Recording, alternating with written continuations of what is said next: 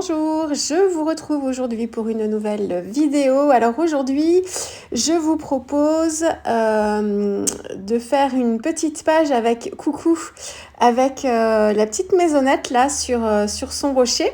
Donc toujours mon petit carnet de l'encre et l'image, donc c'est avec cette planche de tampon là. J'ai déjà utilisé le bateau, le petit moulin avant et j'avais envie de faire une petite réa avec cette petite maison sur son île ou son rocher. Donc je continue sur ce petit accordéon là. Donc j'avais travaillé avec vous la petite enveloppe sur le côté droit. Et puis là je sais pas encore si je scrape une double page, si j'en fais juste une. J'avais envie d'utiliser ce petit motif de vaguelette aussi que j'aimais bien. Alors ça fait des vagues ou des arcs-en-ciel, hein. Vous y voyez un petit peu ce que vous voulez en fait, mais là ce sera plus pour suggérer les vagues, pour changer un petit peu de l'autre motif de tampon que j'avais utilisé déjà. Et alors là, je suis en train de regarder. Donc ce sera finalement pas une double page, mais juste un format portrait. Et ma mise en page, alors c'est quelque chose c'est très simple ici. J'avais pas beaucoup de temps devant moi, donc elle a été faite en même pas 1 heure, 45 minutes, je crois. Vraiment très rapide. J'avais envie de jouer un petit peu avec mes couleurs, mais j'avais pas trop de temps, donc elle est plutôt basique celle-ci, mais vous allez voir qu'avec des petits détails, encore une fois, on peut y donner un petit peu d'intérêt. Donc j'ai tamponné le motif de vague. J'ai réalisé un masque avec du post-it, donc c'est des post-it en rouleau, pour pouvoir en fait dessiner, non, mais tamponner le même motif, mais un petit peu en décalé pour combler en fait l'espace que j'avais entre la fin du trait de ma petite colline là. En fait, je voulais pas que la colline dépasse trop des vagues et je voulais la placer à peu près au centre. Donc j'ai essayé de faire mon tamponnage de façon à ce que j'ai pas les traits de mon tampon sur la colline qui viennent trop bas. Et du coup, pour compléter un petit peu l'espace que j'avais, j'ai utilisé donc le même motif, mais tamponné 2 fois pour juste compléter un petit peu. J'aurais pu poursuivre le trait de la colline pour qu'il touche vraiment le haut de la première vague que j'avais tamponné, mais je voulais pas autant d'espace. Je voulais qu'il y ait quand même un petit élément devant. Donc voilà pourquoi j'ai fait comme ça. Enfin, c'était dans mon idée, hein. Alors, pardon. Je vous ai laissé des petites parties où je fais mes mélanges de couleurs aussi. Je trouve ça intéressant. Là, comme ma session d'art journal a été relativement courte, 45 minutes à peu près, j'ai pu vous faire une accélération seulement à x2. Souvent, quand je suis à 3 heures de réalisation ou quelquefois 4 heures, je fais pas mal de coupes et je vous accélère à x5, x6. J'essaye pas trop x8, mais quelquefois j'ai pas trop le choix. Là j'ai le temps, donc là c'est juste accéléré x2, donc c'est pas ma vitesse réelle, hein, mais on a un petit peu plus le temps quand même de voir mes gestes. Et je vous ai laissé des parties effectivement où je vous montre un petit peu mes mélanges de couleurs, comment je fais mes mélanges et le temps que ça peut me prendre aussi quelquefois de trouver la bonne couleur. Je fais des tests et j'ajuste. Donc là, pour cette petite scène, je travaille le ciel très simplement. Je veux quelque chose d'assez doux. Alors, comme c'est la carte qui vient juste à côté de la précédente, vous allez me dire oui, c'est logique. Enfin, c'est la précédente, c'est la suivante d'ailleurs, parce qu'elle sera... j'ai travaillé d'abord à droite. Mais bon, bref, comme elle sera à côté de celle-ci avec l'enveloppe, je voulais faire un ciel qui soit pas trop différent en termes de teinte de celui de la page de droite. Donc, j'ai essayé de faire des mélanges de couleurs pour être dans la même tonalité. Par contre, je travaille pas avec la même marque d'aquarelle. Ici, c'est ma palette Daniel Smith. Donc, c'est pas du tout les mêmes couleurs. C'est pas la même gamme de couleurs. Par contre, on peut très bien retrouver les mêmes nuances avec des marques différentes en fonction des couleurs que l'on a et en faisant des mélanges. Donc là, c'était le but ici, mais je veux quelque chose de plutôt doux. Donc j'ai dû travailler avec le bleu de sarcelle Je crois que c'est cette base-là. Donc, c'est un turquoise qui granule un petit peu. Et en fait, je l'ai bleuté un petit peu plus en ajoutant du bleu de phthalo ou de l'outre-mer. Je sais plus trop ce que j'ai fait comme mélange. Mais je voulais pas quelque chose de trop bleuté non plus. Je voulais qu'il y ait une petite nuance de vert dedans. Donc, par moment, j'ajoutais un petit peu de jaune. Donc, c'est le jaune Hansa clair. Et puis, quand je trouvais que c'était trop vert, du coup, je rajoutais un petit peu de bleu de sarcelle ou un petit peu d'outre-mer. Et j'essayais de trouver l'équilibre comme ça. Là, je suis en train de faire mon mélange pour la mer. Donc là, encore une fois, je suis dans le même esprit pour ce carnet. Hein. Je suis dans des couleurs plutôt dans les tonalités de vert pour mes fonds marins. Donc là, c'est encore là, à peu près dans le même esprit. Là, je travaille toujours avec le bleu sarcelle, c'est ma base. Et je le travaille plus dans les nuances de vert, là, cette fois. Donc, j'ajoute un petit peu de jaune et je vais ajuster comme ça l'équilibre entre le bleu de sarcelle, le jaune. Quand je trouve que c'est un petit peu trop vert, je remets un petit peu d'outre-mer dedans. Enfin, voilà, c'est à peu près les 3 mêmes couleurs que pour le ciel, sauf que c'est la proportion dans les couleurs qui n'est pas la même et qui me permet de jouer sur les nuances. Donc, je commence par quelque chose de plutôt dilué au début.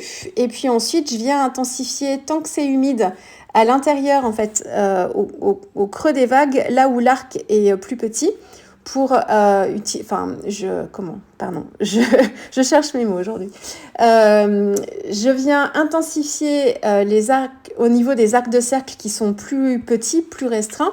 Un peu comme si c'était le cœur de la vague. Et puis j'éclaircis à l'inverse, le haut des arcs. Alors pour éclaircir, tant que le papier est encore un petit peu humide, on vient bien rincer son pinceau, on l'essore sur un chiffon ou un essuie-tout pour enlever l'humidité, et ensuite on passe le pinceau là où on veut retirer des pigments pour que les poils du pinceau viennent absorber en fait l'eau et les pigments qui sont contenus dedans. Et ça va venir en fait éclaircir votre fond de page. Ça s'appelle un petit peu, c'est le retrait où on dégage un petit peu les blancs en faisant ça. Donc ça c'est pour les vagues, je vais revenir travailler après dessus. Pour mon petit rocher, je continue d'utiliser mes aquarelles granuleuses. Donc ce sont les aquarelles Primatech qui sont issues de pierres semi-précieuses chez Daniel Smith. Et j'utilise ici la quinite et je viens, alors plutôt diluer au début, et puis je viens après avec la soladite quand le papier est en train de sécher pour éviter que ça se diffuse de trop. Je viens avec la soladite et je viens faire le contour de mon rocher avec mon petit pinceau fin. Alors là, je n'y suis pas encore. Là, j'ai fait une première couche, j'ai humidifié tout mon papier en étirant un petit peu la couleur, mais une couleur plutôt diluée au début. Et puis là, je reviens sur les extérieurs de mon rocher pour travailler le bombé avec une couleur d'aquarelle, c'est toujours la quinite mais moins diluée. Et puis seulement, voilà, à ce moment-là, je viens travailler tout le contour de mon rocher avec la soladite, pas beaucoup diluée. Là, c'est vraiment, je mets la pointe du pinceau dans le bonnet d'aquarelle directement. Et je viens faire le contour. Alors là, pour ça, il faut que votre papier ne soit pas complètement humide, parce qu'autrement, ça va fuser directement. Et là, j'ai une couleur pure dans les poils de mon pinceau. Donc, ça peut être un petit peu dangereux. Donc, il faut le faire à un moment où le papier est en train de sécher et quand il est moins humide. Et ça vous permet de contrôler un tout petit peu plus les fusions. Je laisse des zones un petit peu plus claires pour donner un effet de lumière. Et puis, la granulation de ces aquarelles-là va faire le travail tout seul. C'est-à-dire que je vais avoir des effets rocheux qui vont venir se créer par la granulation de mon aquarelle.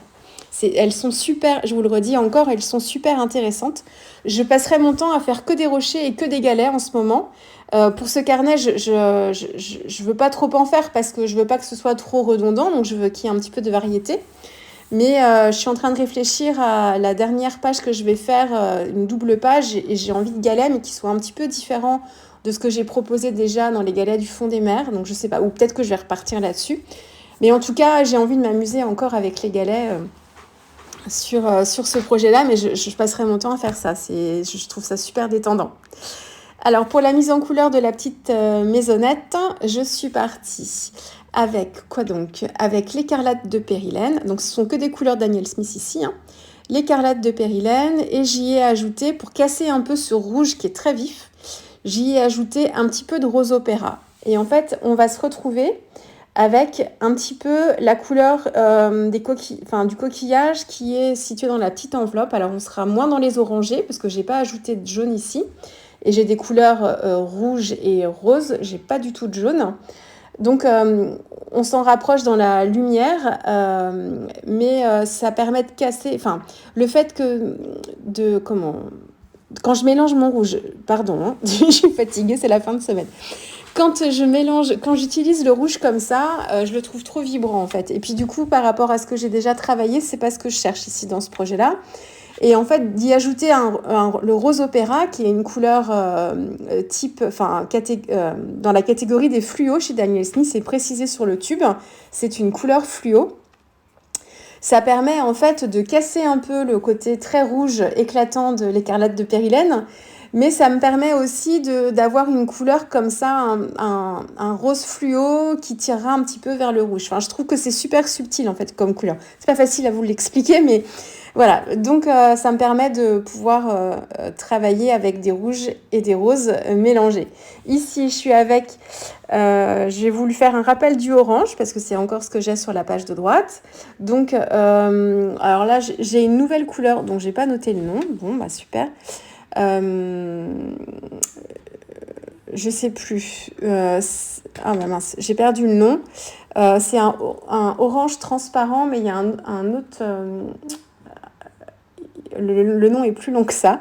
Bon, peu importe. Hein, du orange, donc du rouge et du jaune, si vous voulez faire simple.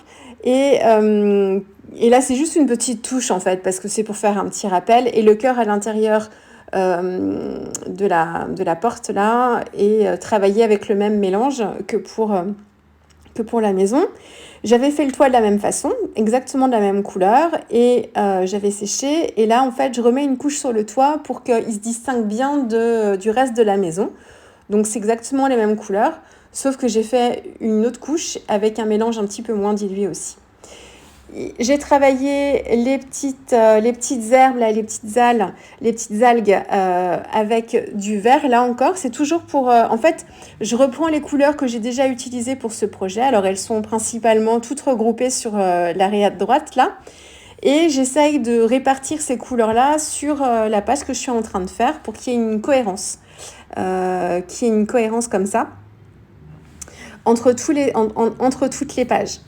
Donc, sur les vagues, là, donc, mon fond était bien sec et je vais revenir... Alors, comme je l'ai fait pour l'aria avec le petit bateau sur les vagues, je reviens travailler avec un petit liseré, chaque arc de cercle, avec un mélange à peu près similaire qui m'a servi à faire mes vagues, mais beaucoup moins dilué. Et je viens, alors sans flouter du tout, là, c'est vraiment un trait que je fais, que je viens pas du tout dégrader derrière. Je veux renforcer en fait cet effet-là, cet effet de texture sur ma vague. Donc je le fais sur chacune.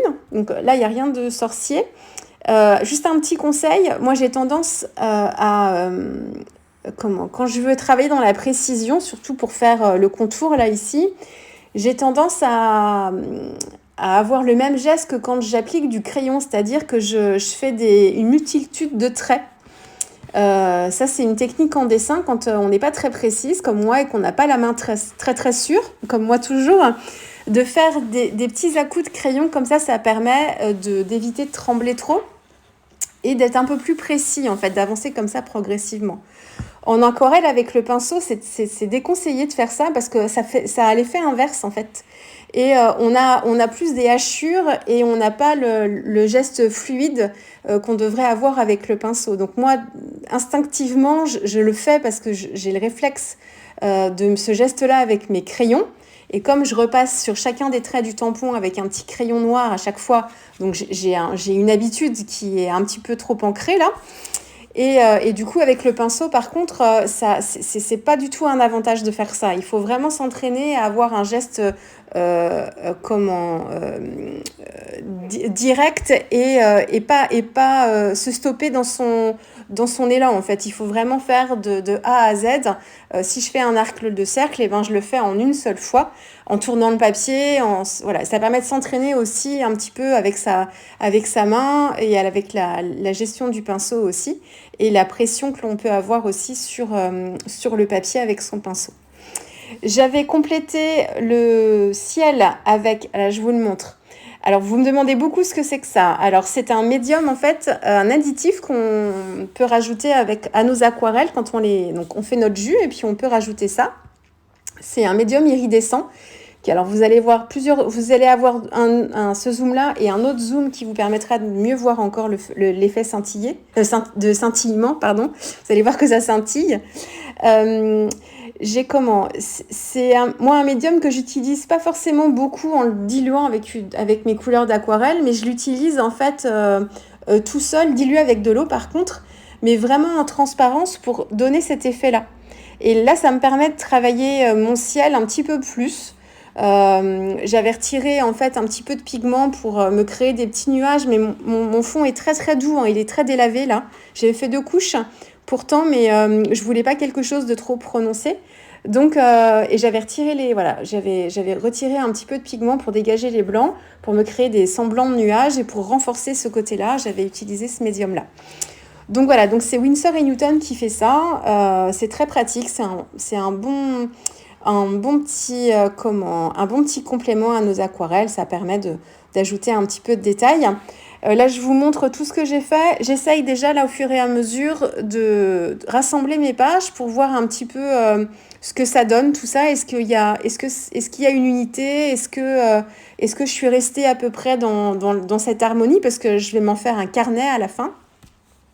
Donc j'ai besoin, moi, d'avoir, quand je tourne les pages, comme ça, quand je tournerai les pages, d'avoir un fil conducteur, en fait, qui soit toujours là. Donc à la fois dans le thème que j'aborde ici, mais aussi dans les techniques que j'utilise et dans le combo couleurs que j'utilise aussi. Et là, en fait, j'ai des rappels d'à peu près tout et je me rends compte que la petite carte que j'ai fait avec mon bateau, on est plus dans des teintes, je suis vraiment dans des teintes de bleu, j'ai pas du tout de touche de turquoise ou de vert ici. Donc là, je vous montre un petit peu les rappels dans les vagues, dans les textures. J'ai mes galets qui sont aussi un peu distillés comme ça tout au long. Et j'ai cette page bleue ici qui, je vous montre ici, qui me dit que dans les suivantes, il va falloir que j'incorpore un petit peu plus de ce bleu-là. Donc c'est un bleu un peu plus chaud avec un peu plus de rouge dedans, pour qu'on ait un petit rappel aussi et que ça fasse le lien entre tout ça. Voilà. Qu'est-ce que j'ai fait d'autre que j'ai oublié de vous dire? J'ai fait des gouttes de Posca blanc. J'avais travaillé les petits fanions avec un bleu, donc c'est le bleu outre-mer de Daniel Smith, auquel j'ai ajouté un petit peu de rose. Donc j'ai dû prendre le rose opéra au début et puis ensuite j'ai plutôt choisi le rose quinacridone qui est un poil désaturé qui me convenait mieux et ça me donne un petit bleu électrique comme ça. Et j'ai rajouté un petit peu de crayon gel pailleté à certains endroits. Je trouvais que la petite échelle était trop fine par rapport à tout le travail que j'avais fait moi tout autour, surtout quand j'ai repassé après avec mon crayon noir. Donc je l'ai épaissi un petit peu en ajoutant du doré et en faisant en fait le contour de mes traits dorés avec un crayon très fin noir. Donc ça m'a épaissi un petit peu les traits du tampon. Et j'ai fait pareil en fait pour les bâtons là qui viennent soutenir la petite banderole. Et puis voilà, et le texte vient de la planche de tampon avec l'arc-en-ciel et les petites vaguelettes que j'ai utilisées ici. Voilà, j'espère que ce petit tuto vidéo vous aura plu. Et puis nous, on se retrouve très vite avec une prochaine vidéo. Au revoir.